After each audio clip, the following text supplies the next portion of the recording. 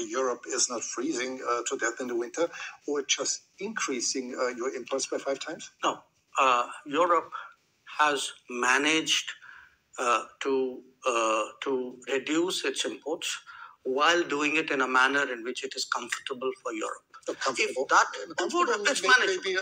It's manageable. Maybe a little bit of an it's manageable. Now, if at 60,000 euros or whatever is your per capita income, you are so caring about your population. I have a population at $2,000. I also need energy.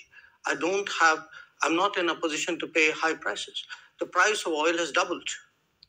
So, and what Europe is doing is also moving into the Middle East and diverting production out of the Middle East into Europe and raising prices.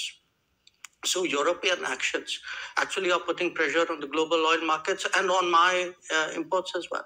So I think it's something which, if European political leadership understandably would like to soften the impact on their population, I think it's a privilege they should extend to other political leaderships as well.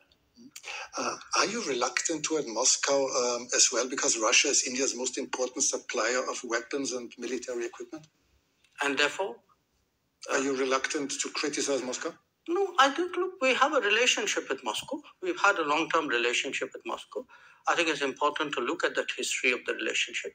It was a relationship built in a period when Western democracies used to arm a military dictatorship called Pakistan and deny India defensive weapons.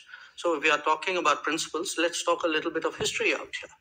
So how did the Indian exposure to Russia and previously to Soviet Union get built up?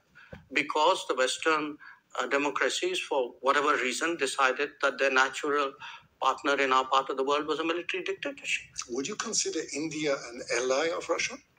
No, I think India doesn't. We are an independent country. We do not define ourselves or perceive ourselves in alliance terms. That's very much a Western terminology. It's not a term that we use.